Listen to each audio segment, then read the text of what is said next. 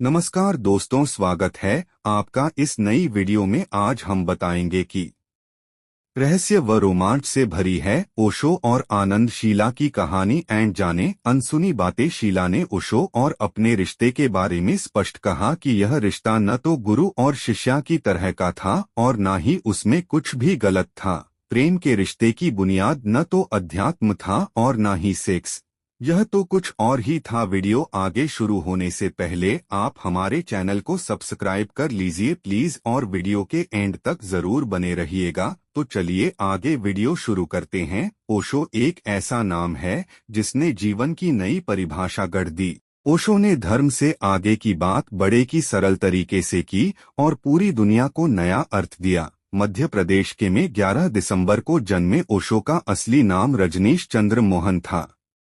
बचपन से ही नास्तिक विचारधारा से जुड़े ओशो ने एक नए दर्शन को जन्म दिया। ओशो ने सेक्स को ही समाधि तक पहुंचने की कड़ी बता दिया। उनकी विचारधारा ने समाज को चुनौती दी। जो लोग ओशो के बारे में नहीं जानते उनके लिए ओशो विवादित शख्सियत की हैं, जिन्होंने हमेशा बेरोकटोक जीवन और मुक्त सेक्स जैसी बातों का समर्थन किया।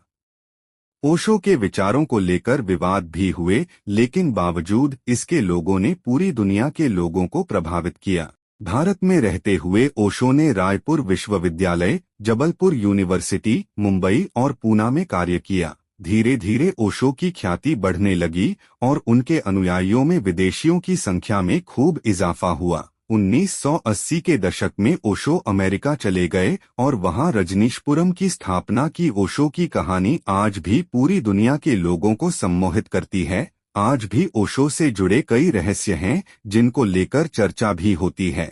एक ऐसी ही कहानी है ओशो और शीला की कहानी। ओशो और शीला की कहानी बहुत दिलचस्प है। ओशो और शीला बिल्कुल जुदा व्यक्तित्व हैं, लेकिन दोनों ने मिलकर जो चमत्कार किया उसे पूरी दुनिया ने देखा। अमेरिका के खिलाफ अघोषित लड़ाई लड़ने वाली शीला कहती हैं कि उन्होंने फकीर ओशो को किंग बनाया, तो ओशो ने कहा कि उन्होंने साधारण होटल परिचारिका को क्वीन बनाया। शीला पर हत्या जैसे गंभीर आरोप लगे और ये आरोप किसी और ने नहीं बल्कि ओशो ने लगाए थे। शीला को जेल हुई। मुकदमे अब भी लंबित हैं और शीला स्विट्जरलैंड में हैं। ओशो को भी 1986 में अमेरिका से खदेड़ दिया गया। 1990 में ओशो का पुणे में देहांत हो गया।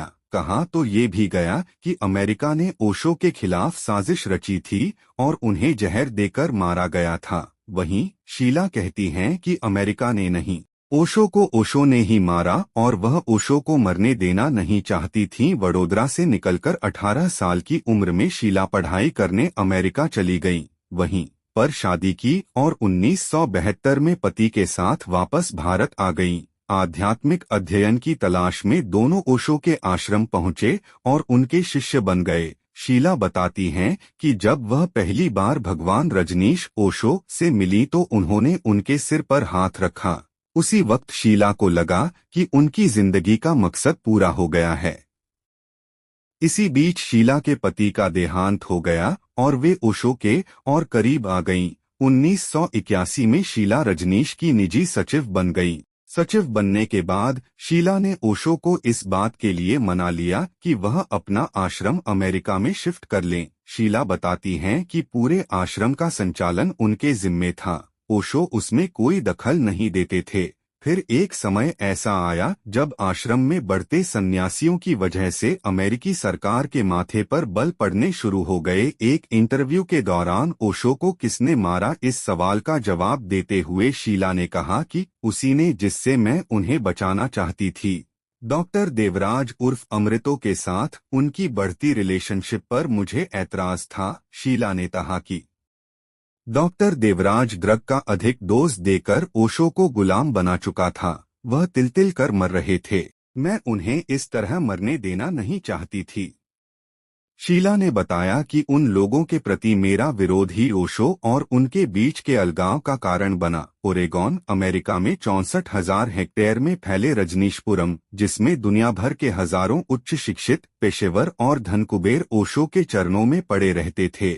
मेरे छोड़ते ही सब कुछ खत्म हो गया। अमेरिकी सरकार की भूमिका पर शीला ने कहा कि अमेरिकी सरकार नहीं चाहती थी कि हमारा वर्चस्व और बढ़े। उसने लोगों को भड़काया, लेकिन मैंने हर मुश्किल का सामना किया। शीला ने ओशो और अपने रिश्ते के बारे में स्पष्ट कहा कि यह रिश्ता न तो गुरु और शिष्य या की तरह का था और न ही उसमें कुछ भी गलत था।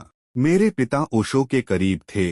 तब मैं 16 साल की थी जब ओशो मेरे घर आए और मैं उनसे मिली। उनके सम्मोहन में मैं अमेरिका तक जा पहुंची। मैं उनके प्रेम में पागल हो चुकी थी, लेकिन प्रेम के रिश्ते की बुनियाद न तो अध्यात्म था और न ही सेक्स, यह तो कुछ और ही था। स्विट्जरलैंड के बेसल स्थित आवास की दीवारों पर शीला ने अब भी ओशो की तस्वीरें सजा रखी हैं। ओशो का जीवन पहेली है, इसमें रहस्य भी है और रोमांच भी। ओशो और शीला एक ही सिक्के के दो पहलू हैं।